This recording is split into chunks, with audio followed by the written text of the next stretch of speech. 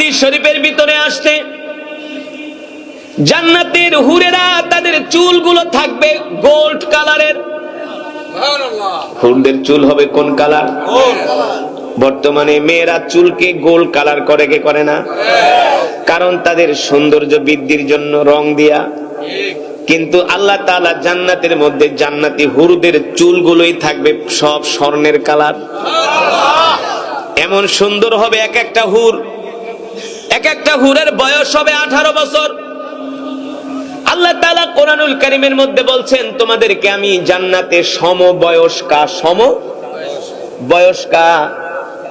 ওয়াকাওয়াইবা আতরাবা ইসফিদ বক্ষ বিশিষ্ট তরুণী আমি তোমাদেরকে দিব। একটা না, দুইটা না, তিনটা না রে যুবক, এক একজনে আল্লাহ 70টা করে দিবে। কয়টা? এক একজন পুরুষকে আল্লাহ তাআলা 70টা করে হুর দিবে, 70টা করে হুর। সুবহানাল্লাহ। আল্লাহর নবী বলে হুর কেমন সুন্দর হবে। একটা ডিম ভাঙলে ডিমের কুসুমটা কখনো কি হাত দিয়া ধরছেন নাকি? ধরেন নাই? যারা ধরেন নাই তারা অলস, শুধু বউরে দিয়া কাম করায়। মাঝে মাঝে নিজেরাও ডিম একটু ভাইজা ঠাইজা খায়, তাইলে বুঝবেন। ডিম ভাঙলে ডিমের কুসুমটা কখনো হাত দিয়া ধরলে দেখবেন তুলতুলে নরম। সুবহানাল্লাহ বলবেন। জান্নাতি যারা হুর থাকবে তাদের শরীর হবে ডিমের কুসুমের মতো তুলতুলে নরম। এ যুবক, একটা সাদা ফর্সা মাইয়া দেখলেই তাকায় থাকো, চেহারার কোনো ফেস কাটিং এর কোনো খবর নাই, ডক নাই, পদ নাই, সাদা চামড়া পাইলে এর পিছনে ঘোরো। কিন্তু জান্নাতি হুরদের চেহারা এমন সুন্দর হবে, প্রতিটা ঝলকে ঝলকে হুরদের চেহারার পরিবর্তন হবে। তারা মিনিটে মিনিটে ড্রেস আপ চেঞ্জ করবে। সুবহানাল্লাহ বলেন। আল্লাহর নবী বলেন হুরদের হাড্ডির ভিতরে যেই মগজগুলো আছে, মজ্জাগুলো আছে, সেগুলো পর্যন্ত দেখা যাবে। এবার কেমন সুন্দর হুর আল্লাহ তাআলা জান্নাতীদেরকে দান করবে। সুবহানাল্লাহ। এক একজনের জন্য কয়টা হুর? জোরে বলেন কয়টা? আল্লাহু আকবার। আল্লাহ তাআলা বলেন এ বান্দা, আমি আল্লাহ তোমাদেরকে যেই জান্নাত দিব, তোমরা যখন জান্নাতে প্রবেশ করবা নিচতলায় একজন হুর বসা থাকবে, বলবে তুমি আমার ঘরে আসো। হাদিস শরীফে আসছে আমার ঘরে আসো। নিচতলায় যেটা থাকবো, নিচতলার চেয়ে দোতলাটা আরো সুন্দর, বলে আমার ঘরে আসো। দোতলায় যেটা থাকবে তিনতলাটা আরো সুন্দর, বলে আমার ঘরে আসো, তোমার জন্য আমি অপেক্ষা করতেছি। আল্লাহু আকবার। তাহলে যুবক তোমাদেরকে বলি, এই দুনিয়ার জমিনে মেয়েদের পিছনে ঘুইরা ইবাদত বন্দেগী না কইরা, সময় নষ্ট কইরা কোনো লাভ নাই। যদি একটু কষ্ট কইরা মরতে পারি, আল্লাহ জান্নাতে 70টা করে হুর দিবে। ঠিক কিনা বলেন? আল্লাহ নবী একদিন জান্নাত মসজিদে নববীতে বসে আছেন, এক বৃদ্ধ সাহাবীকে ডাক দিয়েছেন, তাআলাও ইয়া শাইখুনা, এ বৃদ্ধ এদিকে আসো। বৃদ্ধ আসছেন লাঠি ভর দিয়া টুকটুক করতে করতে। আল্লাহ নবী বলে, বৃদ্ধ আপনি কি জান্নাতে যেতে চান নাকি? বৃদ্ধ সাহাবী ডাক দিয়া বলে, গো আল্লাহ নবী, জান্নাতে যদি না যাই তাহলে তো আপনাকে দেখতে পারবো না। জান্নাতেই তো আমার কামনা, আমার বাসনা, কারণ যেই জান্নাতে আমার কলিজার টুকরা নবী থাকবে। জোরে বলেন সুবহানাল্লাহ। আল্লাহ নবী বলে, বৃদ্ধ আপনি তো বুড়া মানুষ, আল্লাহ তো কোন বৃদ্ধ মানুষকে জান্নাতে নিবে না। সুবহানাল্লাহ বলুন। এই কথা শোনার পরে সাহাবী তো কান্না করতেছে, ঝরঝর করে চোখের পানি পড়তেছে।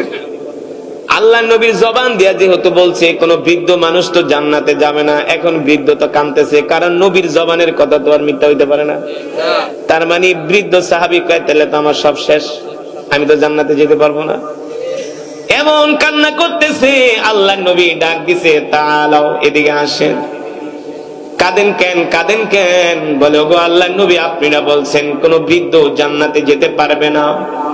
আমি তো বৃদ্ধ মানুষ, তাহলে আমি তো জান্নাতে যাব না। আল্লাহ রাব্বুল আলামিন বলেন, না না না, সব বৃদ্ধরাই জান্নাতে যাবে। যখন তাদেরকে আল্লাহ তাআলা জান্নাতে প্রবেশ করাবেন, প্রত্যেকটা বৃদ্ধ মানুষকে আল্লাহ তাআলা 25 বছরের যুবক বানায়া দিবে। 25 বছরের যুবক বানায়া দিবে। কারণ 25 বছরের যুবক না হয়ে 70টা হুর দিয়ে কি করব? আগে তো সুঠাম দেহের অধিকারী হতে হবে, ঠিক কিনা বলেন? আল্লাহ রাব্বুল আলামিন বলে, দুনিয়ার মানুষ, আমি আল্লাহ তোমাদেরকে তো জান্নাত দিব, কিন্তু জান্নাত যে দিব, এই জান্নাত তো পাওয়ার জন্য তোমাদেরকে ঈমানের পরীক্ষা দিতে হবে। কিসের পরীক্ষা? তোমাদেরকে ঈমানের পরীক্ষা দিতে হবে।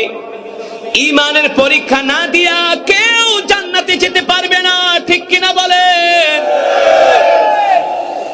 কিন্তু আমাদের যে অবস্থা, আমরা যেই নামাজ রোজা করি, হজ যাকাত দিই, এই আমল দিয়ে তো জান্নাতে যাব তো দূরের কথা, জান্নাতের ধারে কাছেও যাইতে পারবো না। পারবো? আমি আমার কথাই বলি, আমার যেই নেক আমল, আমার যেই নামাজ, আমার যেই রোজা, আমার যেই আমল, এই আমল দিয়ে জান্নাতের ধারে কাছেও যেতে পারবো না যদি আল্লাহ আমাদের উপরে রহম না করেন, ঠিক কিনা বলে?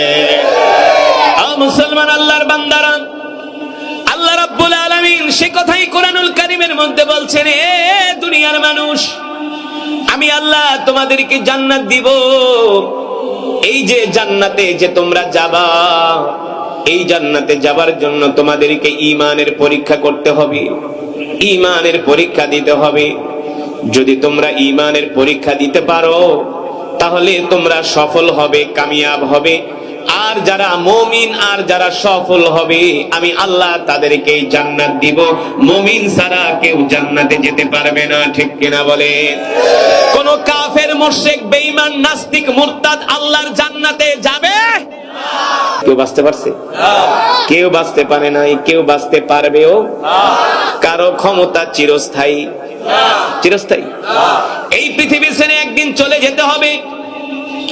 আজকে শুধু আমি কবরের ওয়াজ কইরা যামু, আর কবরের নিচে যায় কবেন, আল্লাহ কোরআনের ভিতরে যে এত কিছু আছে, কারি আছে তো আমাদেরকে বলে নাই।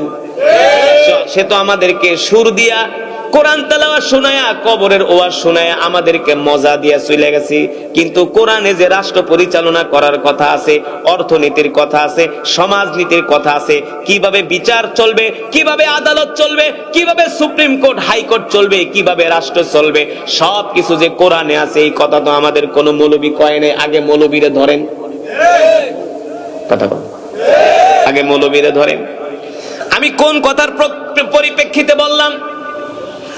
যে যাদের কাছে কোরআনের জ্ঞান আছে, তাদের কাছে পৃথিবীর সব জ্ঞান আছে, ঠিক কিনা বলে?